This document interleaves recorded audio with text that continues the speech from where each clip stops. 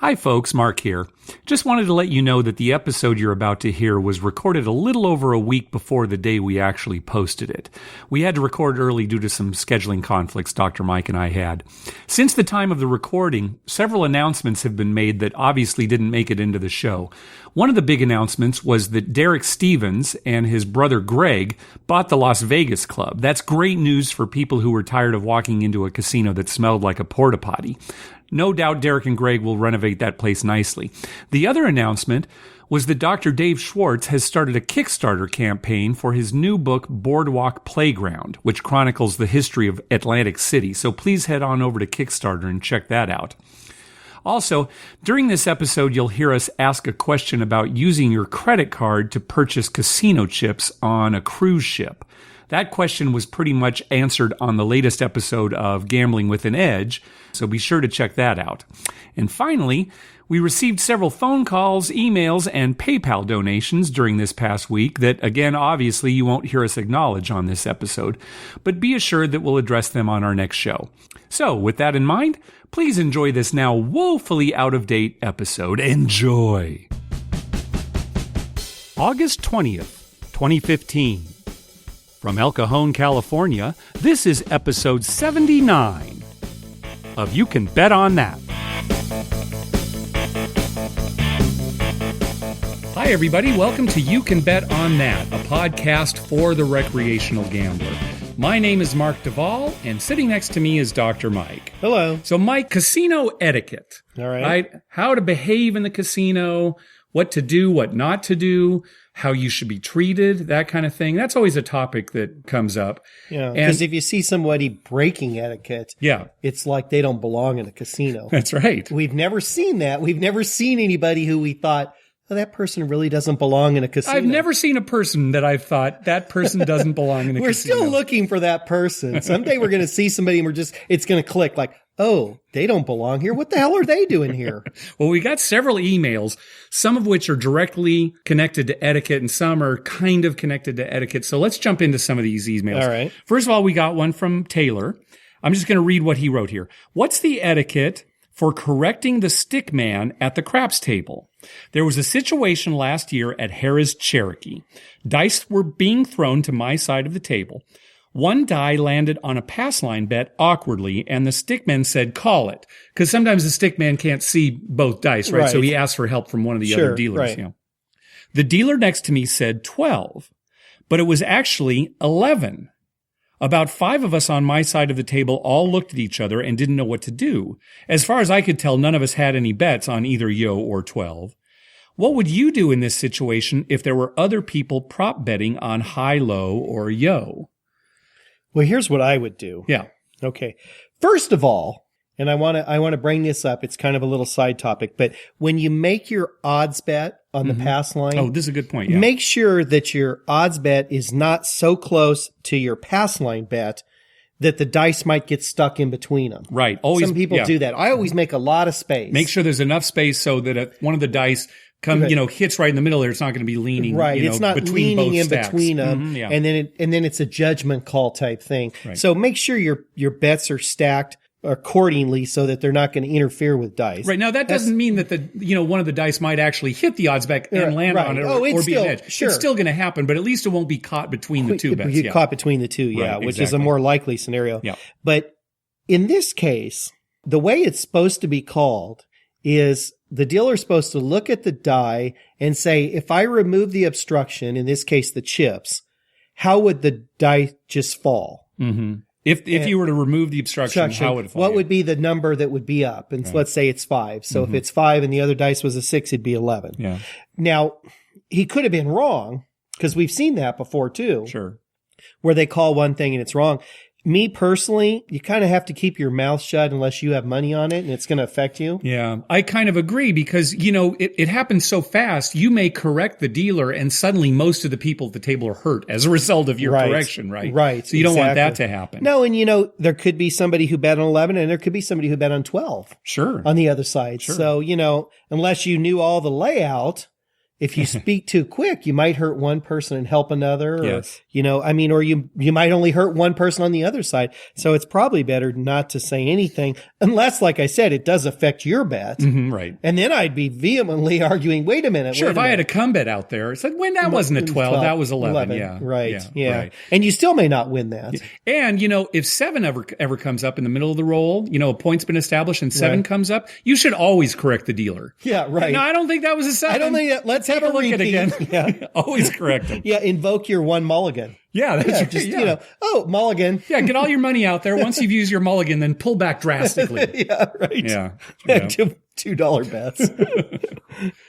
And we got an email from Will. Now, Will was playing with some friends at Gold Nugget in Las Vegas. And at one point, a high roller joined the table on the opposite side from where Will and his friends were playing, right? And so the high roller won a bet, and he tipped one of Will's friends who was shooting at the time. Just tossed him $10 across the table. Across the table. Yeah, like 2 $5 chips, right? All right. So then later, after there was a stick change, Will himself was rolling. And once again, the high roller wanted to tip. So he tossed Will, again, 2 $5 chips, $10 chips. The stick man said, no, hey, that's not allowed. You can't toss money across the table like that. He let Will keep the $10 that time. Right. But then he said, oh, you can't do that. Right. So, Will was wondering, well, can't you? Was it? I don't think you're supposed to throw money across the table like that. You could run around and hand it to the guy. Sure. They got no problem with that. But yeah, tossing it across the table for several reasons I could see. Number one, not everyone's a good thrower. Well, you're throwing dice. Yeah, you're throwing dice, but I throw chips. You might hit the stick man. Sure. You might hit another player. Sure. Right. You're throwing a long distance. You're not aiming for the table. You're aiming up higher. For a person, right. You're throwing higher. Yeah. So that could be a problem. But also, you might get chips flying back and forth. It might muddle the pot a little bit. That's true, yeah. I mean, it obviously, it depended on the stick man in this case. Right. And, who knows what, the casino policy probably is, you're not allowed to do it, but they probably don't enforce it because how often does it really happen? Yeah, it doesn't happen. And it's usually because people are having a good time and, somebody's getting tipped. The better thing to do for the stick man would have just been to say, hey, walk over here and give it to him next time. Yeah, sure. Just do it. Just, walk over here or lay it down. And I've done that. I've laid a bet down for another player who's shooting. Yeah. And just gave it the stick man and said, this is for the shooter. Sure. Or you give it to the dealer right in front of you. Here's $10 to the shooter. And then he calls down to his partner at the other end and says, they give him $10 to the dealer. Yeah, sure. That's the better way to do it. But that's a high roller. He wants to be flipping chips around. So. Will told another story. I think I'm going to tell 2 stories at once to kind of get your sense of what the etiquette situation is here. So he told the story of a crap session at Excalibur where he only broke even, but he had such a good time because of the energy at the table, particularly from a very positive player who was cheering almost every roll. No matter what the roll was, 2, that's double in the field. Yeah. That's 7 out. Oh, well, it wasn't too bad. We'll start some again. alcohol involved here. Definitely some alcohol involved. Yeah. So he was wondering if we get annoyed when there's a player at the table that gets too excited or positive, would we find something like that tiresome after a while if the table was only okay or if we were losing? Or do you think we would find ourselves getting pumped up too? Now, let me tell his second story here before you answer. All right. Will was rolling at the Luxor. He was rolling the dice, and he was trying to pump up the table. He was trying to get the energy going, right? Good. So he rolled a 3, and he said, yeah, pay the field. Now, there was kind of an older, seemingly uptight dealer on his side of the table, and the dealer said to Will, you're not in the field. So Will apologized and said, oh, sorry, I know, I'm just cheering for the guys on the other end. Right? So the whole exchange kind of bothered Will a little bit because it's like, well, he doesn't want to upset the dealer, and he's wondering, am I getting on people's nerves, right? Is it, or was he just being too sensitive about that situation? It was just a cranky dealer and, that's going to happen sometime. But he wants to get excited for the game, but he didn't want to get on players or dealers' nerves. So what do you think of that whole, Well, first of all, I think the dealer needs to eat like a candy bar and mellow out a little bit. Sure. Like a Snickers or just a Hershey's regular chocolate or with almonds. Right. A Snickers and he turns into, I don't know. That's right. Yeah. Dr. Doofenshmirtz from the... From what? From Phineas and Ferb. Oh, okay. Yeah. All right. Yeah. Okay. I'll tell you what. You and I are always on the loudest craps table. Yeah, I wonder how that is. It's I weird. can't figure it out. Wherever we play, it's always the loudest craps table. That's strange. There'll be 4 tables, and ours is always the loudest. I don't know how that happens. Yeah. So evidently, we like a loud table. We're pretty loud. Yeah, we can get pretty well, especially if things are going well. If it's going well, we're very loud. And even when it's not going well, we try and pump it up a little bit. Yeah. Like Mark grabs it. Come on, shooter, talking to himself while he's shooting. Well, the thing is, though, we're loud and we're pumped up, but we're never rude. I mean, it's always, we're saying funny things. We might be annoying to some people. Yeah, some people might find that annoying. But we're never like in people's faces or demeaning. And I don't think anyone's ever told us to settle down. Maybe some of the dealers that know us. Yeah, they have maybe, but in a joking way. The pit, yeah. The thing about that is, well, the funny thing is the only time you and I are personally quiet is when we're at a table by ourselves. Yeah, we don't want anybody else to come over. We don't want a big crowd. But we like a lot of room. Yeah. We don't want anyone to know we're winning. Yeah. But when we're with a group, we're pretty loud, and I think it's better. I do too. I have no problem with it. It's one of the big draws of craps for me. Exactly. That's a big part of craps is the social aspect. Yeah, I hate it just sitting at a table and being real quiet. Yeah. Like a pie gow table where you can't see the other guy's hand because it might affect how you set your hand. Yeah. So you hardly talk until the hand's over, and then you just it's just chit chat. Like, oh, you had a good hand. Yeah. You never hear like somebody screaming on the pie gow table or blackjack table or something. I mean, every once in a while someone will scream. Yeah, one person. Yeah, it's not like it's the whole table, right? Right. Yeah. You hit, like a hard 8 comes up in the middle of a huge roll. Yeah. And there's a bunch of people on it. You'll be 5 people screaming at the top of their voice. Last week, just real quick, we were at a table that wasn't going so well. Right. Remember? And we finally rolled a 9, and I think I just screamed out, 9! We got 9! Right. And, the whole casino's looking over there. And folks, 9 was not the point. No, it was just a number. But everyone's looking at us like, what's going on? Some people walk over. What happened? You guys hit 6 on the fire? No, we just rolled a 9. Rolled a 9. That's a good number. It's a good number. It's one of the harder ones to roll. And then the guy rolled like about 4 or 5 more, and every time the whole table was yelling 9. Pretty soon they were all yelling 9 every time 9 came up. Yeah, I agree. It's fun. Now, if you're on the don't, keep your mouth shut. Right. Yeah, right. But yeah, otherwise, no. I like a table with a positive action and everybody kind of cheering and everything. Yeah. I know there are players who don't. Oh yeah. And it's I've known people who leave it. Why are you playing craps? Because that's part of the game. Right. Yeah. You want a quiet thing? Go play video Keno. Right. That's quiet, my friend. That's quiet. Yeah. You're nothing quieter than video Keno. All right, kind of extending the etiquette topic here. This is kind of how you're treated at a casino. How are the staff at the casino treating you? How's their etiquette? Yeah, right. So listen to this story from Mike. I was playing at the Borgata a few years ago and was playing roulette. It was a $10 minimum table, and I bought in for $100 and played 10 numbers at $10 each. I was the only person playing at this table, which was nice. What was even better was I hit 3 times in a row. I decided to do one last spin and bet a little heavier by playing 8 numbers at $25 each. And lo and behold, I hit it again. My excitement turned to anger when the pit boss told the dealer not to pay me. I asked nicely if there was a problem, only to have the pit boss ignore me and reach under the table and pull out a level. He proceeded to check the wheel and the table to make sure everything was level and also checked the ball, almost like he thought I was pulling some kind of Ocean's 11 stunt. After about 5 minutes, he finally told the dealer to pay me. I asked the pit boss again if there was an issue, but he ignored me. Didn't even answer, Mike. Have you heard of anything like this before? That's terrible. Isn't that awful? I have not heard of anything like that. That is terrible. That's a pit boss who, someone peed in his Cheerios. Yep. And then after he took the first bite, they took a dump in his Cheerios. And he still took another bite. Oh, wow. That's what happened to that guy. Well, he's foolish, number one. I can tell based on your story.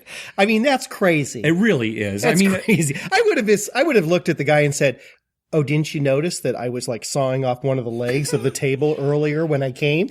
It's bad enough that he's getting out the level and doing everything, but then to treat Mike by just ignoring him. Right. Sure. I mean, okay, I understand that pit bosses, they need to watch out for cheaters and, something going on. Yeah, that's part of their job. Even though putting a level out there, that's a riot. You know, I mean, come on. But, you check it and then maybe you chit chat with a player. I just want to make sure everything's on the up and up. No, it's, and right. At least. Oh, cause he got lucky and hit a few numbers. Yeah, like that's never happened. Yeah, that's never happened before. Yeah. You know what's funny is Mark and I have lifted up a roulette wheel. They're heavy. Yeah. Oh, yeah. Oh, yes. I mean, they're very heavy. I thought you meant like in a casino. I'm like, what are you talking about? Not in a casino. I mean, we've dealt where we've had to install moving one. It. Yeah, and they're heavy. Yeah, they are. How would that get out of alignment? Well, no, they do get out of alignment. But to think that this guy, Mike, has come up to the table, he's taking advantage of an unaligned wheel so drastically that, he's making this money this quick. He hit a $25 bet. Oh, I mean, that's ridiculous. Yeah, now that you... Who's ever hit a $25? Now that you remind me of that. Who's ever hit a $25 bet? Yeah. No, seriously, the thing that bothers me the most is just the dealer ignoring him while he did all this. Yeah, right. He could have just been polite and said, oh, no, it's just part of our routine. We check the wheel. Right. Okay. I think we've saved the best story for last because this story to me is mind-boggling. Here we go. We got this email from Jack. He was playing at SLS and he had lost quite a bit at the high-limit video poker machines and at craps. He's a higher tier player, kind of like you, Dr. Mike. All right. So he decides to try to change his luck at blackjack. He's betting like $25, $50 a hand, one or two hands. Right. But it's not getting any better. Yeah, he's still losing. So during a shuffle up, an employee approached him and introduced himself as the assistant casino manager. He shook Jack's hand, and then he told Jack that the dealer had wrongly paid him for a hand. In other words, there was a hand that had happened, like on the last shoe or whatever, where the dealer had paid Jack when actually Jack had lost the hand. Okay. So this guy asked Jack for his original $50 wager and the $50 he had inadvertently been paid. He wanted Jack to give him $100, the money back for the inadvertent payment and the original wager that should have lost. Because obviously the casino was going to close down if they didn't get that $100. Jack said the guy was very matter of fact and clearly didn't want to engage in a conversation about it. Jack said he hadn't noticed, which he hadn't. He didn't notice that there had been a payment where there shouldn't have been. Well, it's probably one of those hands where it was like, he had 18 and the dealer had 19, thought he had 17. Yeah, or something like that. Right. Yeah. So anyway, Jack, let me read what Jack wrote here. I was too stunned to argue or request evidence. I handed him $100 in chips, which he gave to the dealer. No further chat or apology or anything else. He just disappeared. As did I soon after to another casino. Good. And he should never go back. I can't believe this. Yeah, I would never play there again if that happened to me. I mean, it's terrible. I've never heard of anything like this. It's terrible. Number one, worst case scenario, if there was a mispay and it was like the next hand or a hand later and the pit boss noticed it, say, oh, that last hand, while it's still fresh in everyone's mind, you shouldn't have won. And then they should just ask for the money they paid him back. The winning, not money, for the whole thing. Not his whole bet. I agree. Even though I still think that would be wrong. Even if it's like one or two hands later, it's over. It's over, right. Yeah. What if a player said, 10 hands ago, I wasn't paid and I think I won. Yeah. Go check the camera. Yeah. You think they'd go check the camera? Probably you think not. They'd call up? I mean, unless you really made a scene. Yeah, they have to make a phone call. They have to rewind the film. They have to go up. And then you could ask to see it. And then they'd have to show you proof of it. I mean, you're opening yourself up for a lot of hassle, right? Yeah. So if the player can't do that, why should the casino be able to do that? Yeah, I couldn't believe it when I heard this story. Yeah, that's a terrible story. Terrible. If I was him, I'd never play at SLS again. Yeah, I know. Yeah, I mean, why give them your money? Yeah. I mean, that's ridiculous. Yeah. All right. So, if anybody out there has some etiquette questions or, things that they've seen in the casino that kind of irked you or you thought, I wonder if this was right. Yeah, let us know. You're probably opening up to about 1 million emails. Yeah, I know. Really. I'll end up just making this big PDF document full of all these complaints, and I'll just send it to everybody. All right, we got an email from Aaron. He was telling us how good, we've talked about maybe going to Chicago casinos, right? Because I have family there. You said you've never been to Chicago? I was at Chicago for your wedding. Oh, yeah, sorry. But your wife's not been to Chicago. My wife has been to Chicago many times. What am I thinking? Yeah, she's from Minnesota. She's been there a lot they used to go to a lot of Cub games and stuff. Right. But when I was at Chicago, I spent most of the time at your wedding. Right. So I didn't get to see a lot of the city. So I'd like to go and see a lot of the city. Aaron was saying that as far as craps goes, the casinos in the Chicago area are pretty good. Now it's interesting because like Mitch and Dr. Kev, they live in the Chicago area, but they're not really craps players. So they usually have pretty poor things to say about the casinos in their area. They're probably basing it on video poker. Video poker pay tables, that kind of thing, right. But Aaron said that, a lot of the casinos, 10 times odds, 20 times odds, 100 times odds. Yeah, I love that. Yeah, and he also reminded us at the Grand Victoria Casino in Elgin, at their craps, first of all, they have 100 times odds, right? Okay. They have this thing called craps for cash, okay?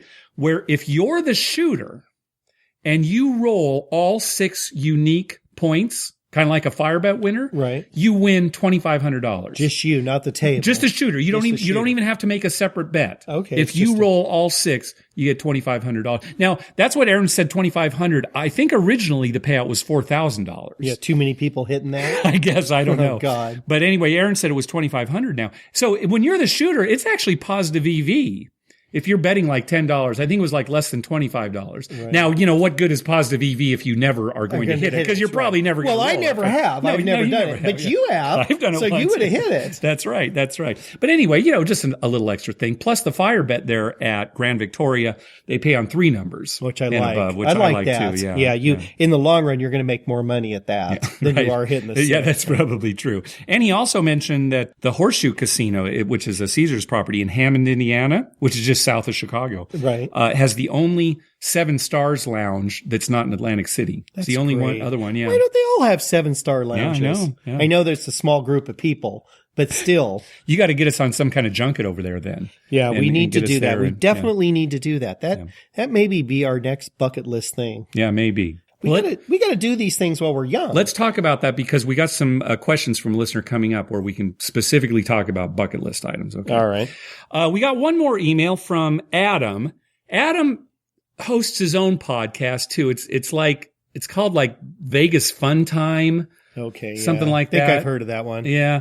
He got some emails from his listeners, some questions that he just couldn't answer. So he sent them along to us. So let's go ahead and answer those questions for Adam. His listeners wanted to know, where is a good place to learn craps? And I think they were actually kind of asking, like, if I were what casino would be good? Right. That kind of thing. Yeah. What I would say, first of all, is, if you can get some software, and there are plenty of places to play free, play money craps online. Sure. That's a good way to practice. But I think the best way, if you want really hands-on live, is to try to find a casino party in your area. Yeah, that's a good way. Right, where it's for play money. I don't know. I might argue with that point because a lot of times they're so disorganized. That could be at those casino parties, No, you're right. They're kind of disorganized and it might actually hurt you. Yeah. In the long run because sometimes it's just not run very smoothly. Yeah. And sometimes the dealers say, "Oh, do you know how to play, or do you know how to deal craps?" And they just, put them on a craps table. That's too. I was kind of thinking when you and I used to deal those casino parties, that was a great way to learn. That was a good way to learn from us because we were going to tell you the right way to play too. Yeah. A lot of times though, the ones I've been to, especially recently, they're so busy and they've got so many people and they're not even that familiar with craps. I have to tell them some of the payouts. Yeah, you're right. No, you're right. Now I think a good way to learn would be do this. Either get a book or nowadays you can get it on your iPhone or whatever and read up about the game. Yeah, it doesn't hurt. It doesn't hurt. And then play a little bit online or somewhere free or go get yourself one of those little craps. I mean, we have a thing. We used to have a little tiny felt. Yeah. Remember? I mean, it was like you could put it on your kitchen table. Yeah, right. And you just roll the dice and make bets. And if you have somebody who knows how to play, show you, be the dealer and show you how all right, to play. Well, that's a good way. Let's make it easier for people. All right. Let's say they don't want to actually go out and invest in a craps felt and have somebody. Then the best thing to do is to go to a casino. Mm-hmm. Let's say you're in Vegas. Go to a casino at a time where it's not going to be very crowded and the casino's not usually that crowded anyway. So my example would be go to Luxor at 7 a.m., 8 a.m. Yes. Or 3 a.m. in the morning. Well, I don't know about that. I think it's better to early, early not morning, super early, but 7 a.m., 7 8 a.m., right? Yeah. And there's not too many people on a table. The last time, I think we mentioned this before, the last time we were at Vimp last year, we played at the Golden Nugget at like 8 a.m. Right. And there was like 2 tables with nobody on them. Right. They had like 5 tables and like 4 of them were open, but a couple were empty. Right. And a couple were just empty. And that's a wonderful place to play. Yeah. Because number one, if the dealer's a halfway decent person, he'll help you out a little bit. Yes. And you'll learn, you'll make a couple of easy bets like pass line with odds or something. Yeah. And you'll see the dice rolled and you'll really learn to play the game that way. Yeah. I mean, it's kind of a crapshoot, if you will, as far as how good the dealer's going to be. Right. Because I'll tell you, Mike, I hate to say it, but I think in general, and this is a very general statement, dealers are terrible at teaching the game. Yeah. You know, so, okay, put your money there. Now you're betting on the shooter. Well, what does that mean? Right. You know, right. What do you mean I'm betting on the shooter? Is what? You know, just, you know. Well, part of that is they have maybe too much knowledge of the game. Yes. Yeah. So it's harder for them to explain. It's harder to dumb it down, right? And it's easy for us because we're dumb. Yeah. So we start from the very basics and explain, you know, like, oh, here's a die. It's got 1, 2, 3, 4, 5, 6 on it. Yeah. Well, you know, I'll tell you, the absolute best way to learn craps, make your reservations for VIMF.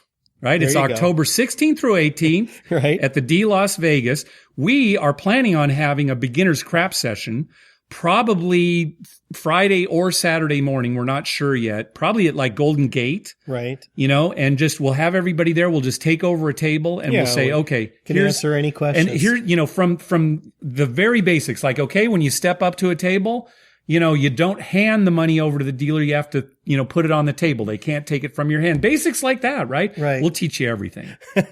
Speaking of dice, here's another thing you can do. All right. I get home last night, just a quick side story. I get home last night, I sit down to watch TV, and our TV's kind of on the wall, but there's a thing underneath it that, you know, has videos and stuff in it and pictures and everything. And on that thing are 2 huge dice. Okay. And they're actually kind of blocking the TV. Yeah. And I sat there and watched for like 20 minutes. Mm-hmm. And then finally hey, wait a minute. Where'd those dice come from? And my wife looks at me and says, I wondered how long it was going to take for you to notice it. And they actually were blocking the TV a little. I was just looking around them. That's how familiar, I mean, I am. And they're these huge dice. And she bought them at some store and just as a decoration and laid them on the counter. And you're just sitting, I wonder why I can't see the whole TV screen. I'm going to have to think about this. It was so stupid. I'm watching the Padre game and I'm looking around it. And finally it's just like, wait a minute. Those dice weren't there before.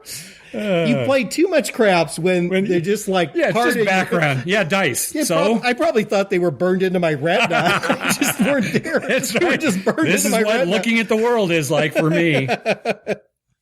Hey, thanks to everyone who's been clicking through our Amazon link. Remember, when you're going to buy something through Amazon, go to our page first, youcanbetonthat.com, and click through our Amazon link at the top of the page. That way, when you make a purchase, we get a little kickback that helps cover the costs of hosting the show, and it doesn't cost you a thing. You'll pay the same price just like normal. Hey, let's move on to our voicemail hotline. Don't forget, call our hotline at 951-292-4377. That's 9512-WAGERS. 9512-WAGERS. And maybe we'll play your clip on the show. Let's hear from Todd. Hi, Mark and Dr. Mike. This is Todd Goddess calling you from Minnesota. I've got a craps book you might be interested in. I wrote it myself, and I think some of your callers might be interested in reading it. It seems like you get a lot of craps questions, and they like to hear stories. So it's called How a Math Nerd Plays Craps, and it's really geared toward beginners. There's no magic bullet strategy or anything like that, but I talk a lot about the good bets and bad bets and bankroll money management, things like that. But even advanced players, I think, might get some interesting tidbits or might enjoy some of my true stories. So anyway, feel free to post it on your website. I'll send it off in the email just after I get done with the call here. And love the show and hope to hear more. Thanks a lot. Bye. Now, there's a good way to learn craps. Yeah, exactly. Right? Yeah, that's a good way to learn. You know? Yeah, Todd and Amanda, we met last week out here at Harrah's. And yeah, this book, it's great because Todd has written it as if he's kind of talking to you. So it's kind of funny. You know, if it does get kind of bogged down in the math, he makes it easy. Easy reading. He explains the game, and he's got some pretty good systems too that require you to maybe pull back some bets instead of pressing. so that, you know, on any given shooter, you're more likely to come away from that shooter as a winner. Right. So yeah, I'm going to post this to the website. So take a look at it. It's called How a Math Nerd Plays Craps. You know, speaking of books too, our friend Taylor emailed us with a couple other book suggestions too. He said there's one, it's called Blackjack Autumn, written by a guy who played blackjack in every Nevada casino. Wow. So it's just a bunch of stories. Yeah. Right. And another is 1536 Free Waters and Other Blackjack Endeavors, about a guy who just talks about fun things that happened to him while playing blackjack. Oh, good. So yeah, Those I'll post links to those. You have to buy those, but Todd's book is free. Here you Todd's, go. you just go over there and you just can't download the beat that. PDF. Yeah. A book about craps that's free. Yeah, exactly. Yeah. I mean, that's what dreams are made of right there. That's right. All right, next call. Hey guys, this is Ryan calling in. Wanted to give you guys a little quick recap of my trip on the Carnival Inspiration Cruise. Went there for a wedding, a little 3-day cruise from Long Beach to Ensenada and back. So I was real excited for the wedding, of course, but the fact that I had craps. So let me tell you how that went over there. It's $5 minimum, only 2 times. But you know, someone like me, I like to set the dice. I know you guys are kind of doubting all that, and that's cool, but if you like to set the dice, you should note that the tables, I notice, are very short and not so much bounce on those tables. It was also kind of funny that a lot of times during the play, the boat would kind of shift, and it was just kind of funny with a game like that. Ready to throw the dice, and all of a sudden, the boat just jerks. But anyway, I had a real good roll over there, but at only 2x, 2 times, it was kind of hard to make money because we were really just there to have some fun, and no one really wanted to go broke on the cruise. We'd rather throw our money at the liquor. But one thing I should also mention that I didn't get to verify, but maybe you guys already know about this.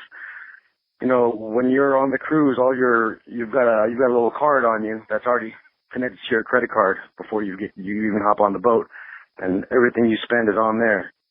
Now, you were able to buy chips through your card by swiping your card directly through your credit card. So the reason why I mentioned this is they weren't charging any fee on that. So if you've got a credit card that gets you back maybe 5% on travel awards, 2%, you know, for every $100 you buy in, you're only really paying $95, maybe $98. Maybe you guys can verify that. I don't know. I was buying it with cash. But all right, man. I just want to check in with you guys. It's been a little while since I said hello, but I'm definitely still listening. Take it easy, guys. Bye-bye. Now, you've been on a cruise. I've been on a cruise. Uh-huh. I've been on several cruises, and I played craps on all of them. Okay. Okay. And yeah, the tables are definitely shorter. Uh-huh. I mean, it's a ship, so Sure. there's limited room, and they want to get a lot of slot machines in there because they make a boatload of money on slot machines. Yeah. Mm-hmm. But they do have some blackjack tables and poker table, and they do have craps table. Did you ever notice the dice kind of doing weird things when the boat would shift? You know, they didn't do weird things. I wouldn't say that. But yeah, when you're down in Ensenada and you're coming back, you're fighting the waves the whole time. You're fighting it's the flow of the water. You're going against the current, basically. The current, yeah. So you bounce around a lot, and the way back is way rougher than the way down. Yeah. So on the way back, yeah, I mean, sometimes you'd be getting ready to roll and it seems like the whole table moves because, it's just the boat. But, I don't know. The rolls it didn't seem to matter too much on the rolls. I actually had good luck both times I played craps on a cruise ship. Nice. I don't know about buying in though. I just used cash. Okay. And now that I think about it, we did have the card because you put everything else. You get a drink. You just give me a drink and you just give them the cruise ship card. Yeah. And it just all adds to, so at the end of the cruise, you go and see how much money you've spent. Yeah. And you're just floored because, it's like 10 times more than you thought. Yeah. So it's easy to buy drinks. I mean, they kind of want you to do that, right? So you don't have to pull money out all the time. But I didn't try. I bet you can do that. That'd be interesting because, what's to prevent you though from getting chips with the card and then just going and cashing them out? You're right. Right. Yeah, and right. So they probably would try to prevent that from happening. Yeah. If anybody knows, let us know. I don't know if you go to too much. That'd be like a lot of work. Well, I mean, bucks. but they're still going to want to prevent people from just doing that, right? Sure. Yeah. Right. The funny thing about that is the casino's only open certain times. Yes. Because you have to be certain offshore and the boat has to be moving and stuff like that. So, I don't know. You don't have that much time to play. So I guess you couldn't, well, you could go through a lot of money if you were gambling pretty heavily, but God, if you could put that on your card, then at the end, what if it's like, all right, you owe us $40,000, you know, it's like, I don't have that. Well, if anybody's done that, let us know. Yeah, I'd be curious. Yeah, I'd like to know that. I'd like to know that. If it is, I might be taking a cruise. All right, next call. Hey, Mark and Dr. Mike. This is Mark in Florida. And first of all, I really like your show. Couldn't listen to those stories that people throw in all the time. It's really a lot of fun. My brother and I were out in Vegas a couple weeks ago, and we go out there every year, and we were pretty jazzed to play some craps. Unfortunately, we had some pretty sour crap sessions. The 7 would come up every 4 or 5 rolls. You couldn't get any numbers to repeat. So we started playing some Mississippi Stud at the Golden Nugget and 4 Queens, and I had played that game a bit before. This time I got my brother a little bit more involved, and that was kind of a morale pick-me-up. We had a lot of fun doing that, and I know you guys covered it on one of your shows previously. Kind of compares to Let It Ride in a way, but it's a lot more morally boosting for me. If you have a pair of jacks or a pair of face cards, you can increase your bet instead of take it down like they do with Let It Ride. Anyway, that was a pretty good experience. We lost a couple of times, but we also had a couple sessions where we came back dramatically, getting a nice hand, and we just wonder if there's other experiences out there, or if you all have played that a little bit more. I know the Carnival games, they have a lot of these side bets that the casinos like to promote, especially with Let It Ride. They'll give you a hard time if you're not doing the side bets and the bonus bets, which I just ignore. But I'm just curious if you all had any other experiences with that. They don't offer it everywhere in Vegas. We found it just those 2 places downtown, and I know Harrah's on the Strip does, and just wanted to see if you had any comments. Thanks a lot for the show. Yeah, Mississippi Stud is one of the more fun Carnival games. I think so. Because there's a basic strategy to it that's a little more complicated than, say, Crazy 4 poker or 3-card poker, you know, where really it's just, you know, you stay in with the queen. Plus, I love how, if you're dealt like a pair of 6s, you know, you push as much money out there as you can, because you can't lose. You can't lose. If you have a pair of 6s, worst you can do is push. Right. And, you know, maybe you'll improve and get a better hand. Might get trips or 2 pair or something. Yeah, I think it is one of the more fun Carnival games. Yeah, I like it because the fact, like you said, when you are putting more money out there, you know you're going to win. Yeah. There are some exceptions where you've got a good draw, but yeah, you're right. Usually when you're putting more money out there, you either know you're not going to lose or you're going to win. You probably aren't going to lose that hand. Yeah, I mean, because you're pretty careful until you know you've got at least a push. Yeah, and the great thing is you put more money out there, you can put more money out there and win more. So, you know, I think it's more fun. As a result, it's more fun than a lot of the other Carnival games. Yeah, maybe why it's not in as many casinos. Maybe. I don't know. I don't know. What's the house edge on that? We talked about it before. I don't remember. We did before. I don't remember either, but they do have it up, you know, at Harrah's where we go. Right. Sure, They've got it there. So, maybe it's just because people don't know about it. I don't know. 3-card poker seems to be the big game. Yeah, I guess it's all easy around for the country, 3-card poker seems to be the big game. I mean, there's nothing to 3-card poker except deciding whether you're going to stay in for the end, right? Yeah, and it's just really you shouldn't be making any of the side bets. That's right. And there's a basic strategy to it. I think it's like Queen something. You stay in, right? Or something like that. Yeah. Yeah. So, you know, but yeah, Mississippi Stud's a good game. Good game. Very good. All right. On the last episode, we talked about the repeater bet that they're offering downtown.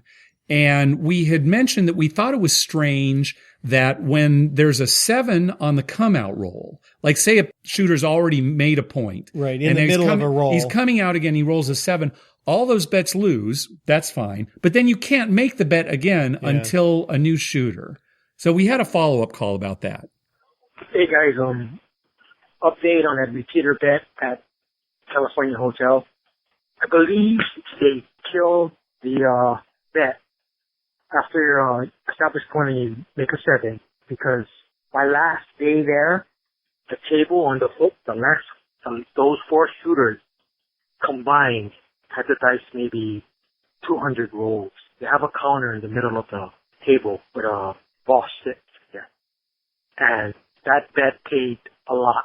I remember one shooter got up to like 42 rolls, and the 6 and 8, somebody placed it for $3 and he played 9-1 and he hit all six times, so they paid that out.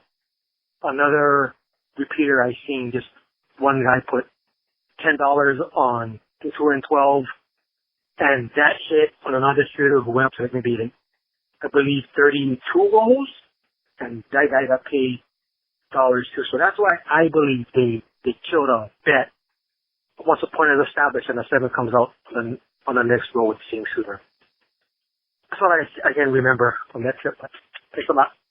Well, if that were the case, then the casino is saying, "Oh, we better not let him bet because it's a hot roll." Yeah, right. And that doesn't make sense. That doesn't make sense.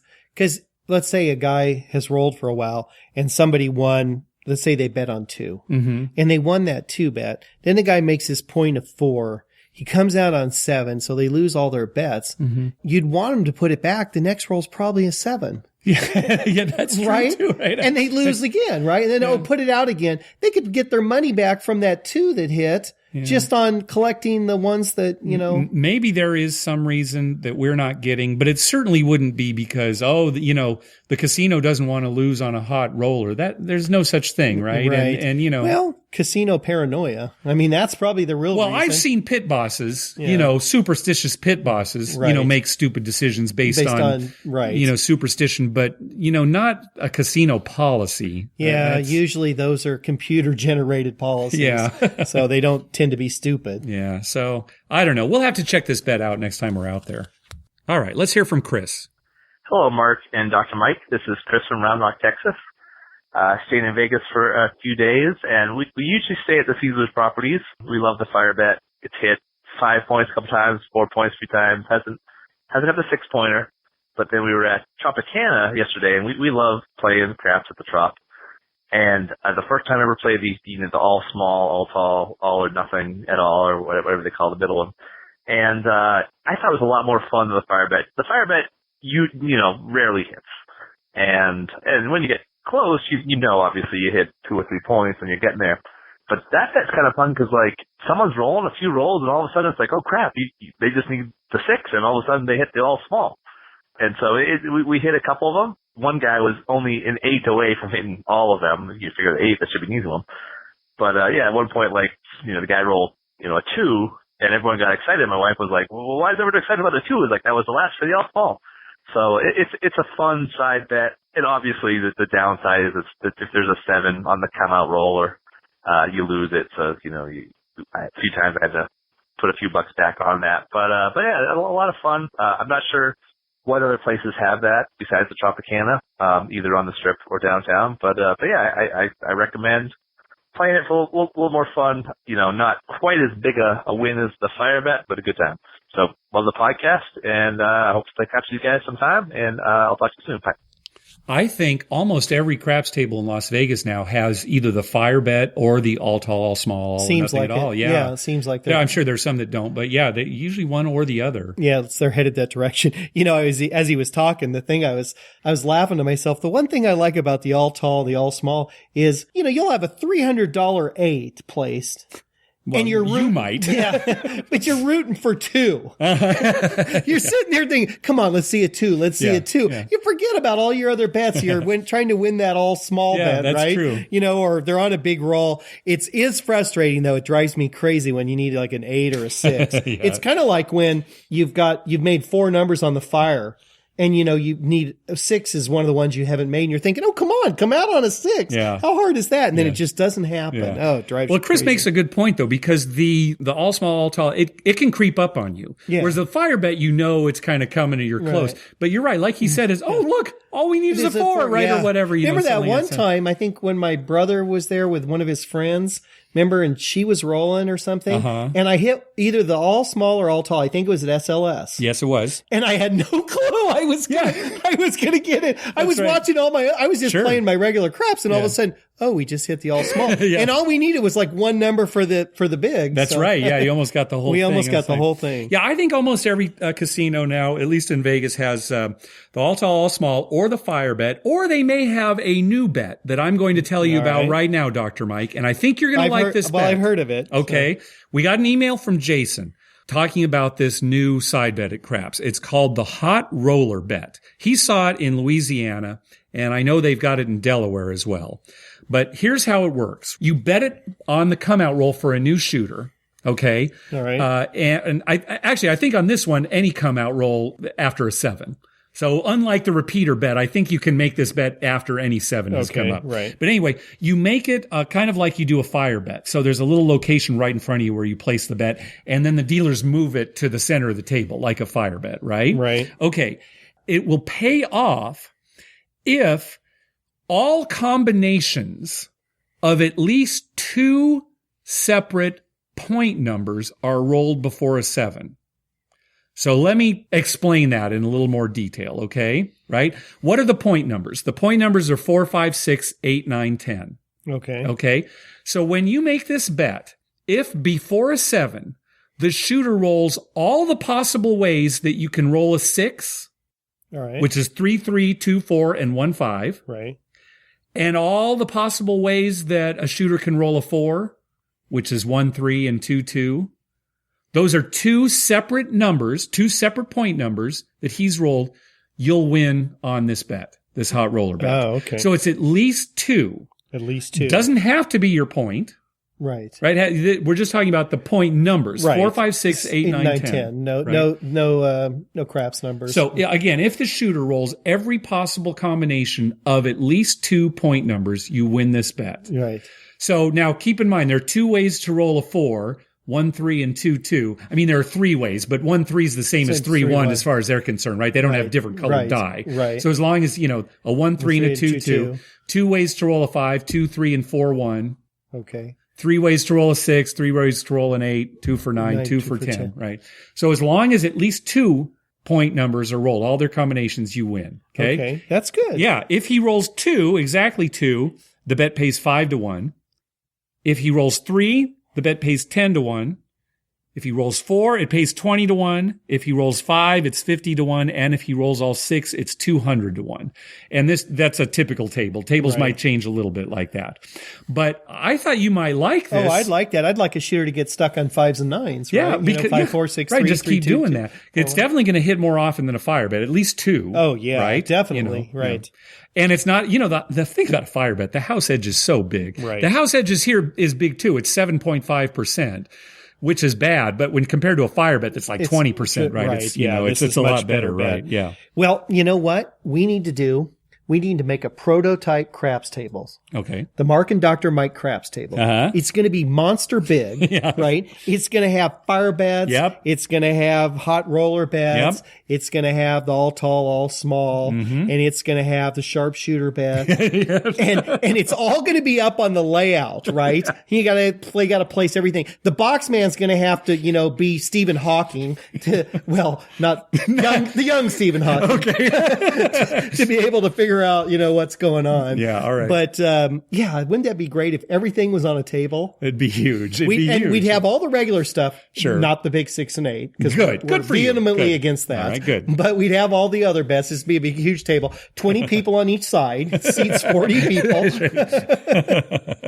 It's a good idea. Well, I'm going to keep an eye out for this bet. I don't know of any places where they have it in Vegas, but I think we'll have to watch I thought that'd be right up your alley. Yeah, so, it might be coming. Yeah. I'll tell you what, if we owned a casino, we'd have a big, huge craps table with all the possible bets. We'd either go out of business in like a day because somebody would hit it and wipe us out, or we'd be the wealthiest people in America. Yeah, that's true. That's true. All right. Well, I'll tell you what. We got an email from Mitchell, and he's got a question. He sent us a bunch of questions, and one of the questions is kind of related to what you were just talking about, right? So Mitchell sent us a bunch of questions. We're just going to go through and answer these questions. You ready? Yep. Okay. All right. Fire 'em at me. Listener mail questions. Here we go. Here's his first question. What is your favorite carnival game? Oh, that's easy. What's that? Mississippi Stud. It's so funny we were talking about it, but yeah, Mississippi Stud. For all the reasons we talked about. Yeah, I agree. Well, you can't find that Caribbean Stud. Oh, are you kidding? Yeah, I'm kidding. Oh, I hated that game. I know. It was terrible. That's why it's died, basically. Right. Yeah. It was terrible. Oh, yeah. All right. Mississippi Stud, we both agree. Okay. What is your favorite vintage Las Vegas casino? One that's since been closed down or destroyed? Silver City. Oh, very good. Okay, that Silver we were City. talking about last time. Yeah, I like Silver City. I won 20 straight hands of blackjack at Silver City. You sure? That's right. It's Silver City. Oh, we were talking about Silver Slipper last week. I'm sorry. we were talking about You're Silver talking Slipper. about Silver I'm Slipper. talking about Silver City City on the other side of the street. Right, Yeah, right, on the other side of the street. Yeah. That's right. I remember you hitting all those blackjack. All in a row. You know, for me, it's got to be Stardust. Oh, yeah, There I was like something Stardust, about too. Stardust, right? Yeah. You know, Yeah, it sounded fancy. Oh, we're going to the Stardust. It wasn't fancy. Yeah, it wasn't fancy, but it sounded good. Oh, we're going to the Stardust. It sounded like I love the Stardust, and it was a great place to make sports wagers too. A lot of the lines were established at the Stardust. You know, everybody would follow the Stardust. I'll example. tell you another place that I think we both liked, but probably not very many people would like. Desert Inn. Okay. The Desert Inn. Yeah. It was always dead in there. It was always dead. It was always dead. We would go to the Desert Inn. High rollers were there all the time. Yeah, it'd be like a $25 minimum table. You know, nobody's in the casino. Right, nobody's in the casino. High roller. I mean, you could hear a pin drop most of the time in there. But it was great if you wanted just a lot of room. Yeah. Okay, what is your favorite gambling or Las Vegas themed movie? I've got two. Okay. And one is Viva Las Vegas. Really? Yep. Okay, all right. Because Anne Margaret is hot. And I like Elvis too. I like some of the songs in that. There's a duet they sing that I particularly like from there. That's all right, number okay, one. all And then number two would, I guess, have to be Let It Ride. Let It Ride. Yep, Let It Ride. The movie that gets like 1.5 stars, but we love it. It's such a great movie. So good. Yeah, I would definitely say Let It Ride. And you know what's funny? I don't like Richard Dreyfuss. Oh, really? You don't care for him in other stuff? Well, he's just kind of... I don't dislike him. He's just like, I'm not a big Richard Dreyfuss fan. Yeah. You know, but in Let It Ride, he was great. Yeah. I also like Hard Eight. I don't know if you've seen this movie before. It's a drama. It's still on my DVR at home. Really? Yes. Well, you should watch it sometime. I know. I haven't watched it. It's still on the DVR. Yeah, I recommend that, though. It's a drama. It's not a comedy by any means, right? But yeah. Okay. What is your favorite gambling destination, not including Las Vegas or Harrah's, Southern California? You know, this question would be better to ask my brother. No, because he's been all over the world and seen a lot of places. I haven't been all over the world like that. Our actual gambling in different locales is limited. I agree. It's really true. Compared to a lot of people. If I can't go to Vegas or Harrah's, Southern California, I don't know, probably Atlantic City. We had such a good time in Atlantic City. That's my answer too. Yeah, we had a great time in Atlantic City. You know, Laughlin, I'm not so big on. Elko's okay, but I'm probably never going back. I can't see us ever going back to Elko, no. My brother, I'm going to ask him that, and we'll find out what he would say. But we had a blast in Atlantic City. Yeah, we had a blast. That's easily my answer. Okay. All right. What gambling destination is tops on your bucket list? Well, I'd like to go to that casino in Singapore that my brother was at. Oh, yeah? Because it looked pretty cool and he talked about it and he had a lot of fun things to say about that. I guess I'd want to go to Monte Carlo. I mean, sure. In Europe. Yeah. Not Monte Carlo in Las Vegas. Hey, great. But yeah, those probably would be my top two. Macau. I mean, that'd just be Macau, fun. I guess. Yeah. I would have to say it would be the Connecticut casinos for me. Mohegan Sun and Foxwoods. Right. We need to go up there. I'd love to go there. And I can't see an obvious situation where we'd get up there. I never traveled to that part of the country. No, we don't have any relatives in that part of the country. So we might go to Chicago because we both have relatives. Right. There's a reason to go there. Yeah, exactly. Okay, here's a great question. Did you ever actually get around to playing Big Nut's second best OMA draw from episode 50? More importantly, did anyone get kicked in the nuts? How about Tabletop Puncher from the April Fool's episode?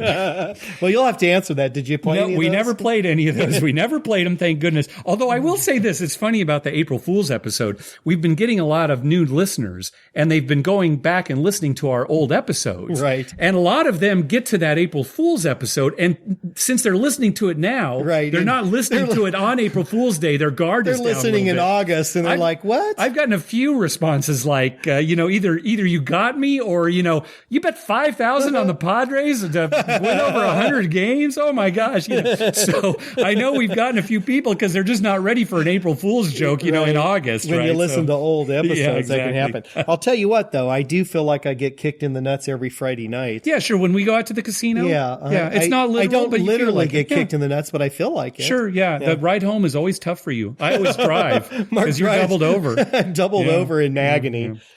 Okay.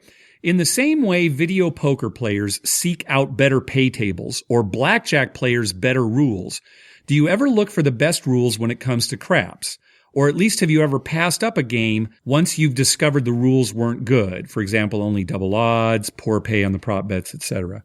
Oh, most definitely. Yeah, unless we're in a situation where it's the only casino around, right? Like Elko, right? But no, if we're in Las Vegas and we see that, oh my gosh, it's only double odds here, we'll probably just walk. Especially if there's another casino available, sure, right? If it's close enough. I mean, for us to play at a double odds table, we almost have to be doing it because there's people there we want to play with. Yeah, right. Or, that's the only place available. I mean, there has to be some reason like that. If there's a place next door that gets better odds, we'll just go there. Sure. I know when we were playing at Four Queens last year, it turned out that you had to pay the VIG up front on buy bets, which is unheard of in Las Vegas. And the only reason we stayed there was we were trying to get comp time to go eat at the Hugo Cellar, right? Yeah. So, but otherwise, we would have moved on. There was nothing special about Four Queens rules. No. Yeah.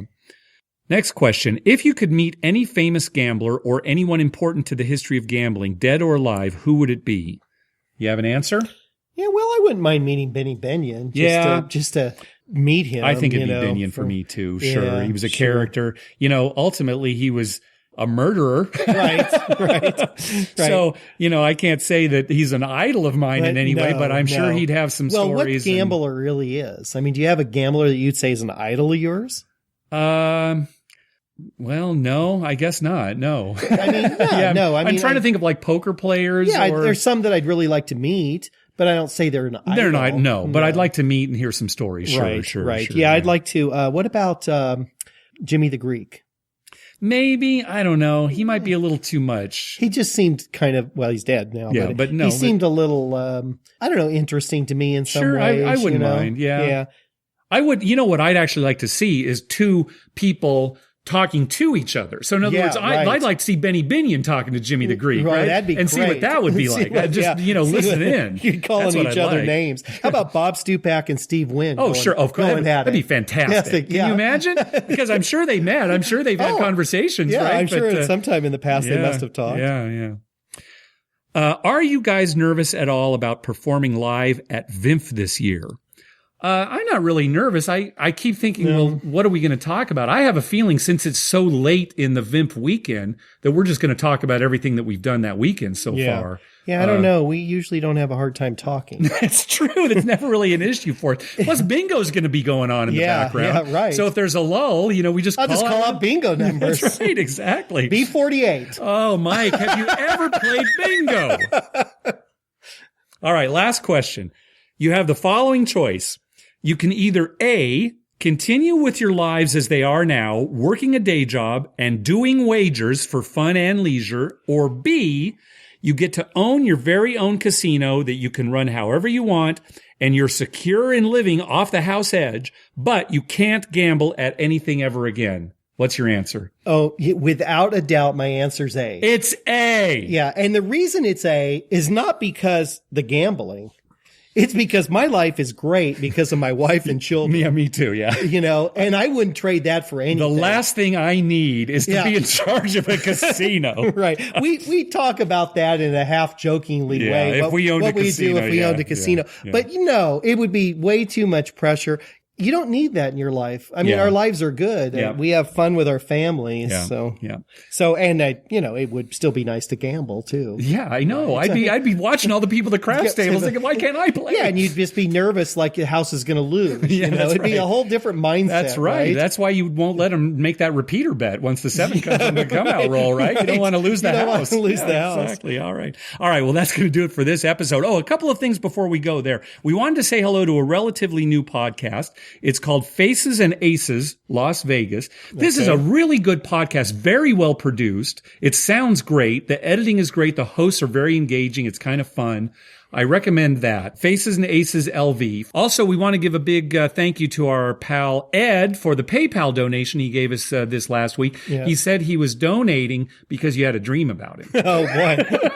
Well, in that case, I better start dreaming. I got to get some more dreams. Yeah, just to everybody, all our listeners. Oh, Hank, I had a dream about you. Well, I had a dream about Ed because I actually know him, right? I mean, hey, be sure to check out our TV listings showing all the gambling-related shows coming up within the next next 2 weeks. We update those listings every Wednesday using a customized program to search through all the raw American TV data. Just go to our webpage, youcanbetonThat.com, and click on the link at the top that says TV listings. We'd love to hear from you. Call our voicemail hotline at 951-292-4377. That's 951-2-WAGERS. Or you can email us at youcanbetonThat.com. No, you can bet on that at gmail.com. Also, follow us on Twitter at You Can Bet On That. We always tweet when we're in a casino or on our way to a casino, and we'd love to meet up with you. Like us on Facebook at facebook.com/You Can Bet On That. And finally, head on over to iTunes and write a review on us. When you do, it helps us get new listeners. This is the point of the show where I throw it over to you, Dr. Mike. All right. Well, I'm excited for some reason. I don't know why. It's just we've been doing well at craps. It has been going well lately. Yeah, nice turnaround. We've been making comebacks when we need to. I just hope this continues through the end of the year. Yeah, really. We need it to go all the way through the end of the year. It'd be nice to go to Vimp and, not be out of money on Friday afternoon. That's right. Well, I want to thank everybody for coming to You Can Bet On That. You're probably wondering where Dr. Mike is. He's trying to get some more money. Right. He won't be joining me today. I'll open the floor up to questions. Yeah, the ATM is closed due to the head mark that he left in it. All right. Thanks for listening. Good night.